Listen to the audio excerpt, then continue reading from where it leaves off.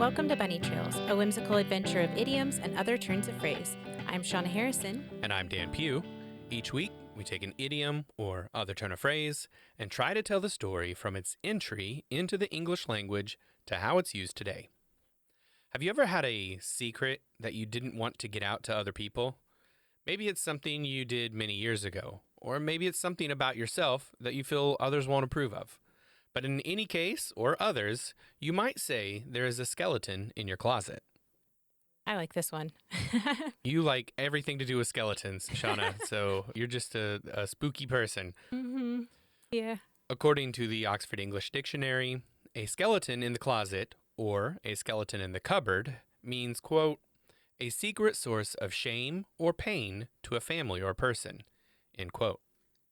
Okay, I've definitely always been right on board of the shame piece of this, and that's been my understanding. But that's an interesting definition: a secret source of shame or pain, because it's very intense. Well, it is, and I think about it. You could think there are some situations where maybe the thing that has happened in the past isn't a source of shame for you, but it is a source of pain to consider or to reevaluate. Maybe you've come to terms with the fact that it wasn't your fault and you had nothing, like there was nothing you could have done, and so it's not necessarily shame anymore, but you still don't want to talk about it because it's painful, and so it Yeah. still looms in the room. It's still looming there, as a house guest, and we're going to see some really evocative ways that this phrase was used throughout time, and I'll just say right now, the phrase has not changed a lot. It is Okay. I think it has become less deep in its meaning now than maybe it was back then, but we'll get to see some of these things. And the Okay. first time I found it in print was in an advertisement for a forthcoming edition of a periodical, and this was out of an 1812 newspaper, the Morning Chronicle of London. In this soon-to-be published periodical, The Scourge, or Monthly Expeter of Imposture and Folly, there was to be an article called, quote, Censor's View of London in 1812, embracing the general distress of the times and pointing out to every citizen the terrific skeleton he has in his closet, end quote. Aha. Yeah, so this is really interesting that the first time I could find it in print is talking about this in the 1800s, but it's using it as if everyone already knows what it means. So Yeah. that goes to show that, and something that we'll see as we move forward, that the phrase originally was not one that would have been used in necessarily polite company.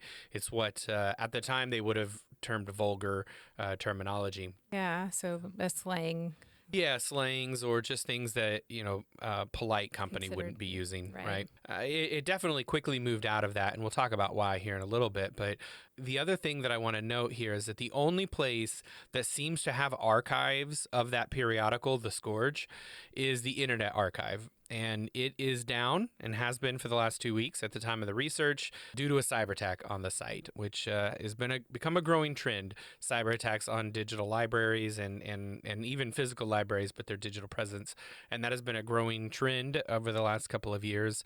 These attacks on sources of information, which is very unfortunate. Troublesome. Yeah. Yeah, it's very unfortunate. It's actually pretty distressing to continue to see.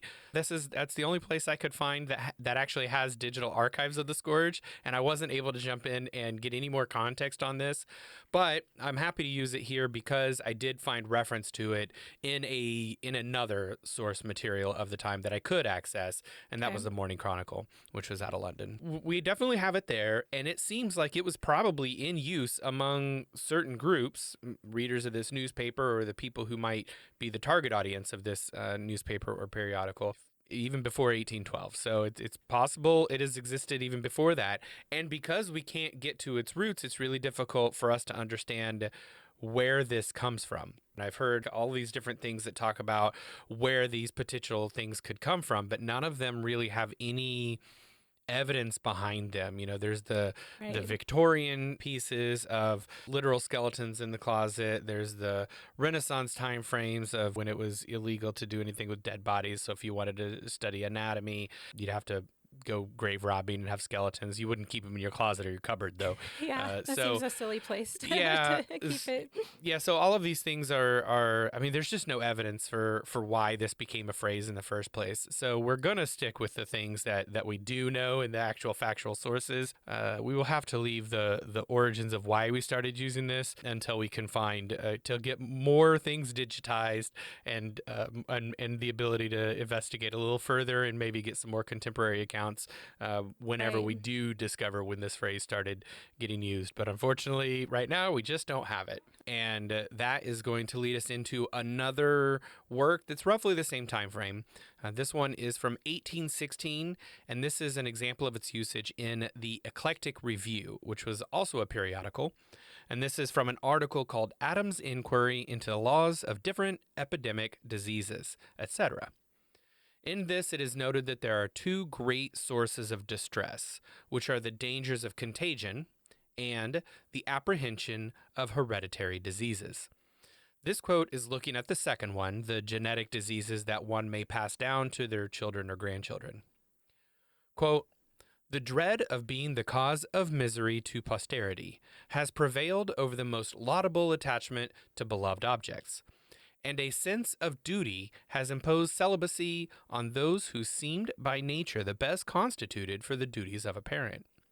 In these, as in many other highly important questions, men seem afraid of inquiring after truth. Cautions on cautions are multiplied to conceal the skeleton in the closet, or to prevent its escape, till our very fears bring the object constantly before us, not in its real form, but multiplied into every possible shape and magnified in all. End quote. Okay. Yeah, so this is really focused on people who they have a disease, they understand hereditary diseases, and they're concerned about passing it on, and it becomes something that in polite society they wouldn't have talked about those types of hereditary diseases. But of course the Right. question then becomes, why aren't you having kids, which is still continues to be a question even in modern society, and it is no less heinous a question for some Yeah. now than it would have been there. Why aren't you having kids? And whether that's a Or why are you having kids sometimes? sure, but that's it's a question of why is it your business about why are we asking, because some people can't have kids, some people have chosen not to have kids for a variety of reasons, and this captures some of that frustration. Cautions on cautions are multiplied, and we are doing all of this to conceal the skeleton in the closet, or at least to prevent its escape. Right. And I really like the concept that those fears are going to continue because we don't want that to happen. It is constantly there, and because it is constantly there, it is being multiplied into every possible shape and magnified in all the different shapes. So it just continues to become this thing that is looming large, having this skeleton in the closet. Right. Yeah, that's really interesting. It's a great way to describe it because it seeps its way into all of their aspects of their life. They're just thinking about it all the time. Right. So I'm going to jump forward just a little bit. And this next one, according to the Oxford English Dictionary, is from the author that brought the term into unacceptable usage, into that polite society and that polite company where we could start using this phrase in that literary way. And that allowed it to spread to many more people than were potentially using that phrase before. So this one is in 1855. And while the phrase was obviously used before 1855, it was William Makepeace Thackeray who used it in his literary works and lent the phrase the respectability. So here is one such early example in Thackeray's work, The Newcomes. And I'll read from an 1885 copy of this 1855 work because first editions are not always digitized. Yeah. Quote, the housekeeper, pattering on before us from chamber to chamber, was expatiating upon the magnificence of this picture, the beauty of that statue, the marvelous richness of these hangings and carpets, the admirable likeness of the late Marquis by Sir Thomas, of his father, the fifth Earl, by Sir Joshua, and so on. When in the very richest room of the whole castle, Hicks, such was my melancholy companion's name, stopped the Circeone in her prattle, saying in a hollow voice, and now, madame, will you show us the closet where the skeleton is? End quote. Oh. Yeah, yeah, obviously Hicks does not understand social customs, and seeing all of this bloviating about the riches and the greatness, he wants to know what is. He's like, spill the tea. Yeah, exactly. So that bit of foreshadowing becomes most clear later on in the book in the chapter Barnes' Skeleton Closet, with the line in an 1868 version of the book, quote, "And it is from these that we shall arrive at some particulars regarding the Newcomb family, which will show us that they have a skeleton or two in their closets, as well as their neighbors." End quote. Oh, I like that. Yeah, so Thackeray he uses this in a couple of different ways in the Newcombs, and which was a long running a series of stories that were put into books. But yeah, so we definitely get to see this continue to come up a few times through Thackeray, and I think that's really where we started seeing this open up. And after that, after Thackeray's uses, I found lots of examples of it. So then it was just curating the ones that helped tell the story of what we were doing, and Right. the progression of the phrase. Well, here's an example from the 1878 work Thrift by Samuel Smiles. Mr. Smiles had two previous well-received works, one called Self-Help and one called Character. Now, this made me wonder if the book Self-Help was the first self-help book. I was like, wow, okay, good job. He Yeah, cornered he's right that on one. the nose. Well, here's the thing. The answer to that is no. Right. But this title does seem to be the catalyst for why we call this style of books self-help books. Nice. We're going to explore a brief history of self-help books in a work from the author Jesse Lamb Shapiro in our Behind the Scenes. And just as a teaser, the first self-help book was before the Common Era. So Yeah. you can check out our Behind the Scenes video every Friday on Patreon. That's patreon.com/bunnytrailspod. But back to Thrift. This is the opening paragraph of chapter 8. Quote, "It is said that there is a skeleton in every household. The skeleton is locked up, put away in a cupboard, and rarely seen. Only the people inside the house know of its existence. But the skeleton, nevertheless, cannot long be concealed. It comes to light in some way or another. The most common skeleton is poverty. Poverty, says Douglas Jerrold, is the great secret, kept at any pains by one half of the world from the other half. When there is nothing laid by, nothing save to relieve sickness when it comes, nothing to alleviate the wants of old age, is the skeleton hidden away in many a cupboard." End quote. This is definitely an item that still is treated in that way. There's a stigma around um, lacking funds, and so we see that with families, and sometimes I, at least Sure. in my Certainly experience, seems to be a class issue. right? Now, I know we usually talk about books with the phrases as a title in modern uses after the break, but this one definitely belongs on this side. The Skeleton in the Closet is an 1899 book by Charles Darrow. I want to read you the opening paragraph because it's evocative and poetic and just very good all at the same time. Quote, "The closet has long been allotted to the skeleton, that we have come to regard this room as its fit and natural home. It has been given over to this guest because it is the darkest, the closest, and the least conspicuous in the house. The door can be securely fastened, and only now and then can the grating bones be heard by the outside world. Still, however secluded and unused this guest chamber may be, and however carefully we bolt the door and darken every chink and crevice in the walls, we are ever conscious that the occupant is there, and will remain until the house is closed and the last tenant has departed, never to return. The very fact that we try so hard to keep the skeleton in its proper room makes it the more impossible to forget that it is there." End quote. This phrase always makes me think of Edgar Allan Poe's "The Cask of Amontillado," where he, made himself a literal skeleton in a closet or crypt, whatever. um, Obviously, it was published in 1840s, so after this phrase appeared, but it's the kind of image that I get in my mind a lot Right. of times when I think about this idea. And it's like, and then if you tie that in with his the telltale heart, as like he's like, it never goes away, that the memory of like the thing that has happened or that's being hidden. Right. Whatever it is that you're trying to keep away from others. Mm-hmm. Yeah.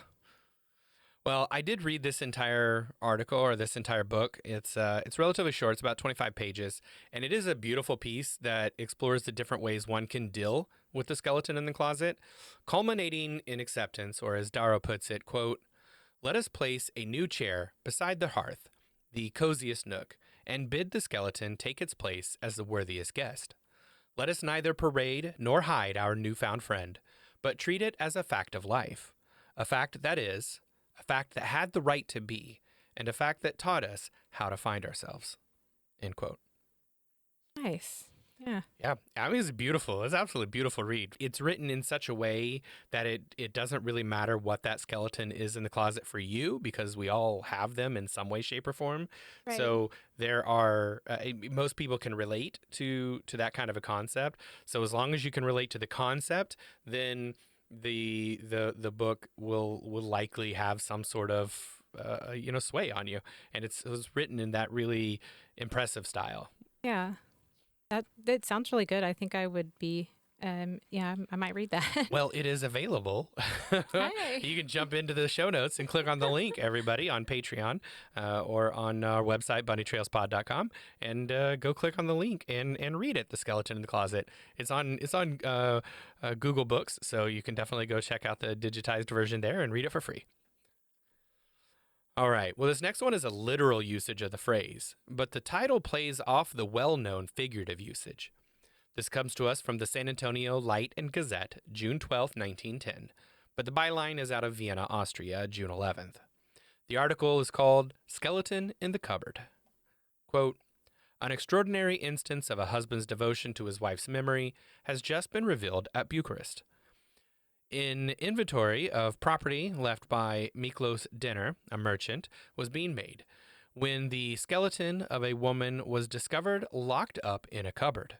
It was at first thought that a murder had been committed, but inquiry showed that the skeleton was that of Denner's wife, who had died a natural death 10 years ago and was buried in the ordinary way. The husband was inconsolable till he secretly exhumed his wife's remains and hid the skeleton in the cupboard, which always stood in his bedroom. The skeleton is to be reinterred." End quote. I'm assuming there was an inventory being done because he had died, and so they were going through his things and found this. But wow, Um, I this is simultaneously gross and sweet. But I know that grief can make people do things that are not well understood by others. So I'm right. not going to judge, but it does seem interesting. Well, this next one is a doozy. It comes to us from the Henderson Daily Dispatch out of North Carolina and is dated September 10th, 1935. The byline is out of Ware, Massachusetts, September 9th.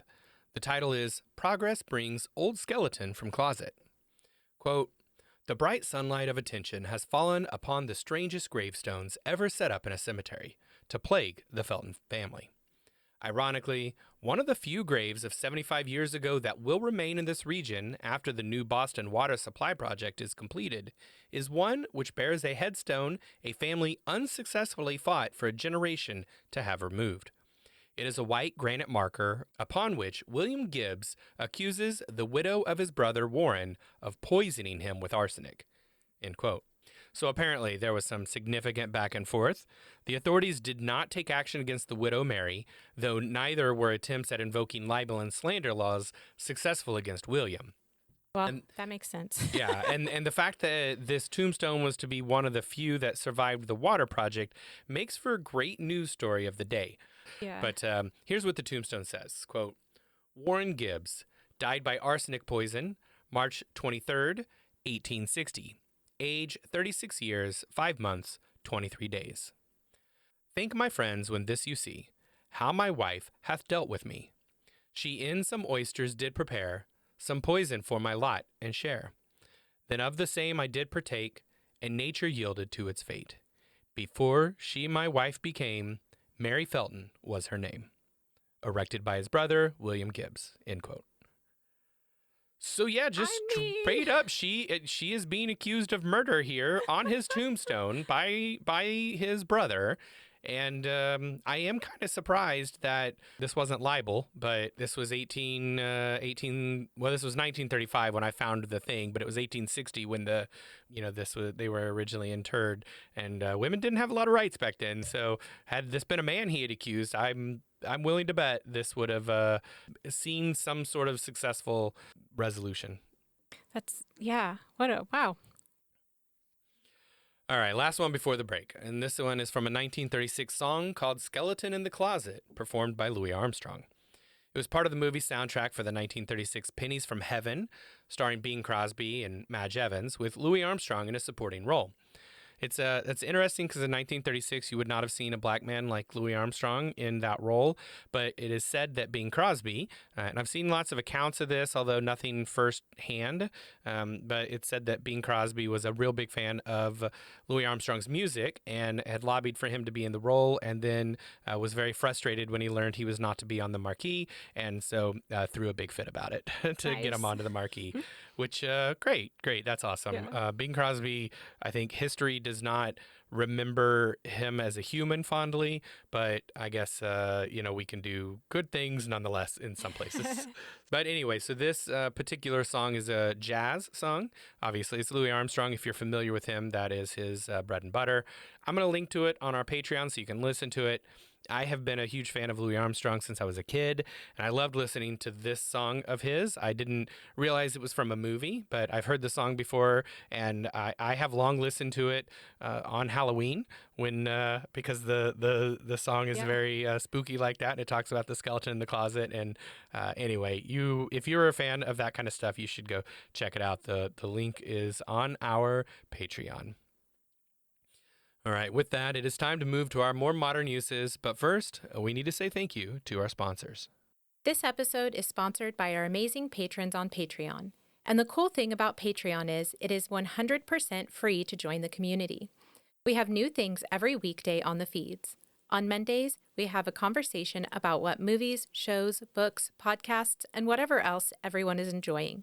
Tuesday, see early access to the week's podcast. Wednesdays have all the links, books, songs, and other content mentioned in the week's episode. Thursday has patrons-only polls, and Fridays are our lightly edited behind-the-scenes video featuring all the cut content, goofs, and bonus facts you could imagine. We've got some other pretty cool stuff too, like original digital artwork once a month made by Shauna, and direct access to Talk With Us. No algorithms getting in the way of what we see or don't see. Plus, you can get awesome name recognition like Pat Rowe does every episode. And our top spot is currently occupied by the amazing Mary Halsig Lopez. You can join the Bunny Trails community for free at Bunny Trails Pod on Patreon. That's patreon.com/bunnytrailspod. I actually ran into our first example here in a newspaper advertisement while I was researching. Skeletons and Cupboards is a 1951 novel by Ralph Arnold. I'm going to read the synopsis as published in the Evening Star out of Washington, D.C. on December 2nd, 1951. Quote, there were so many likely reasons for murdering the obnoxious Mr. Brisbane and so many suspects lying that the new chief constable had his hands full. Could the upstart Australian have suspected he was the rightful heir to the old title? Or had he uncovered the secret behind the not-so-heroic death of his eldest son? 3 apparent efforts on Mr. Brisbane's life and a rash of confessions just complicate matters in this very British comedy of manners and murder. End quote. Ah, right. Yeah, so the book does appear to be out of print now, but it is, you can still buy some of the editions on Amazon if you want to, but that's why I wanted to read the synopsis from the newspaper that they had put in. And I think the reason I like this is because usually we're starting in like the 70s or 80s for like modern uses, and that's because that's when we start seeing a lot of these phrases get used in movies and songs and books and games and those types of things because they would be well known by everyone, right? Right. But this phrase is so old and so unchanged and so part of the public consciousness in the English speaking world that skeleton in the closet or skeleton in the cupboard has been used in those ways since the early 1900s. It's been used in movies and books and Right. songs and things that in ways that we just don't you don't see with a lot of other phrases, because they oftentimes have either made a resurgence or have really come into their current usage in a little bit later times. But this phrase, man, it just has been around. It's been around for a long time and has been used in almost exactly the same way. Right. That's And I awesome. and I think that really does tie into how the phrase is just broad enough that it could really fit everyone's situation. I think that's what lends it some of the staying power. Skeleton in the Cupboard is a 1956 jazz song by Humphrey Lyttelton and his band. It was released on the album Bad Penny Blues 1955 to 1956. I absolutely love this song, and I mentioned before the break how much I loved Louis Armstrong, but it actually extended all of the bluesy, jazzy songs with a trumpet or cornet lead and a great jazz band behind them. Right. So Skeleton in the Cupboard is one that I have heard probably hundreds of times and in different mixes, but I didn't realize what it was called. I didn't realize that was the name of this one, but I've heard it so many times, and I really like this this song. There are no lyrics, but as we will with all of the awesome works we're going to reference, you can find the link on Patreon. A Skeleton in the Closet is a 1986 song by the band Anthrax off the album Among the Living. Quote, "Tell me a story, will ya? A real good story. I won't leave till ya. Spill your guts, old man. Leave out any secrets hiding in the... Any skeletons and all your other sins. Any skeletons in the closet. Any skeletons, any misfortunes, any skeletons hiding in the closet." End quote. This next one is a 1990s thing. It's a book released in 1995 called Skeleton Closet, a spooky pop-up book. And it's by Stephen Guarnacia. If you aren't familiar, a pop-up book is one where the pages are cut and formed in a manner that allows a sort of 3D image to pop up when you open the page. So you would lay it kind of flat, and the two pages together would like have something pop up at you in the shape of what you were looking at. So The yeah. magic paper folders who create those Yeah, those so works. if the page was talking about cows, a cow might pop up when you fully Right. open the page. Here's the synopsis from the publisher. Quote, "With this eerie invitation, a lively skeleton named Mr. Bones takes readers on a spine-tingling journey through his favorite haunts, leading them through spooky passages and behind a mysterious bookcase and toward a ghostly graveyard. Ghastly surprises and fiendishly funny interactive devices make this spooky pop-up book an absolute scream for kids in need of that perfect fright." End quote. Nice. I like it. That sounds kind of fun to take a look at, actually. Yeah. The Skeleton in the Closet is a 2002 book by M.C. Beaton. Here's the synopsis from the publisher. Quote, "Ever since the death of his father, poor Felworth Dolphin has slaved away as a waiter to support his miserly, cold-hearted mother. When his mother suddenly dies, Felworth is shocked to discover that she has left him a sizable inheritance. Confused, Fel teams up with Maggie, a plain girl with a similar background, to investigate the source of the riches. But what they find is a closet full of skeletons. Is it really possible Fel's father was involved in a long-ago train robbery? Who is the mysterious woman in the portrait hidden by his mother's wardrobe? As Maggie and Fel poke around the village for answers, they find themselves on a surprise-filled path to danger and adventure, and just possibly love. But Fel's sudden good fortune could come to an abrupt end if he doesn't stay one step ahead of a cunning killer." End quote. Whoa, that one's all over. That was like a roller coaster. Yeah, that was a roller coaster. Yeah. Yeah. Like- I felt like if I only read the first paragraph of the synopsis, which I usually only do would because the have synopsis no can be so idea. long. Yeah, I felt like it wouldn't have put you on the roller coaster adventure that this book probably Yeah. is. Frankly, just like the first line of that second paragraph. Wait, train robbery. Hold on. Wait, what? And it's like, yeah, you got to keep reading. All right, so this next one is Skeletons in the Closet. It's a 2024 horror movie starring Terrence Howard, Cuba Gooding Jr., and Sally Kirkland. The trailer says it's based on a Mexican urban legend, and I watched the trailer and it appears to be a movie where parents make a deal with the devil to save their child, which works, and then the payment comes due. My favorite thing is actually a comment on YouTube under the trailer in which user Future Theory says, quote, "You gotta be hooked up when you can get 3 Academy Award winners to star in your high school film project." End quote. Oh, no. It does not look like they spent a lot of budget on special effects. Like Fair. Obviously these are phenomenal actors, as future theory comments. These are, the people in this are all great actors, and the acting looks good, but I mean, it's a horror movie and a B style horror movie with A-list actors, and it's very much, the trailer does not make it look like does not make it look like the special effects were very good. And Gotcha. most of the people on the comments who saw the movie also commented about how it just was not very well written either. Uh, So it feels a lot like, I think this whole high school film project really captures the vibe of what this movie is about. But yeah, it's got phenomenal actors. Well, based on the time span of this phrase, which was in use by the early 1800s, but could have been around in the 1700s too, and is still used frequently today, we can recognize the ubiquity of the feelings behind this phrase. It is everywhere all of the time. We all have secrets to some extent. Some are deeply hidden, while others are simply things from our past that we'd just rather not relive. But all of those skeletons hiding in our closets and cupboards represent something we did not want coming out, at least not at the moment. And that is a feeling we have all had at one point or another. And I think that is what really keeps this phrase in use.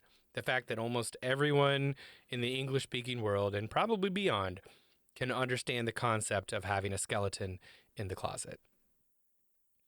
Well, that's about all we have time for today. If you have any thoughts on the show or pop culture references we should have included, reach out to us on Patreon, patreon.com/bunnytrailspod, or comment on our website, bunnytrailspod.com. it is poll time. Recently, we asked our patrons, what is the best use of a pineapple? The runaway winner was eat it fresh, all by itself. A distant second place was to use it to make pina coladas. Good choice. And a small percentage of our patrons found the best use of a pineapple to use it as a weapon. Nice. You know, JGP says, quote, either regale people with the history of how rare they used to be to the point that people rented them to show them off at parties, or use them as a weapon. Either use would probably be pretty unexpected, end quote. Yep, that's fair. They did used to be rare in Europe, which Pat mentions too. Quote, hello, and alas, I am one of the many shunned individuals who will eat pineapple and ham on a pizza. To regain my place in society, I have been seen eating pineapple in public, fresh, all by itself. Please note the pineapple's place as a symbol of hospitality, being expensive and rare in the colonial era. Yes, explorers returned with pineapples as a delicacy. Pineapples were even rented as party centerpieces.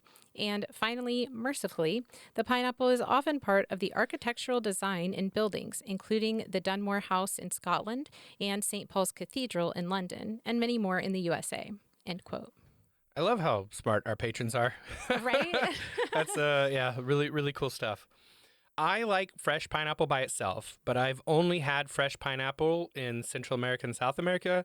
So my normal way living in the United States is to enjoy pineapples in a pina colada or on rare occasion a smoothie. But I do like pineapples like on a roasted ham. Heather says, quote, the weapon is a tempting option, but I'm a simple person. I enjoy pineapple on its own or with a bit of cottage cheese, or like Dan, the rings on a roasted ham, end quote. Yeah, that There tracks. you I go. like that. Yeah. As a reminder, our silly polls mean absolutely nothing and are not scientifically valid, and patrons of all levels, including our free tiers, can take part. Head over to patreon.com/bunnytrailspod to take this week's poll. Thanks for joining us. We'll talk to you again next week. Until then, remember, Words belong to their users.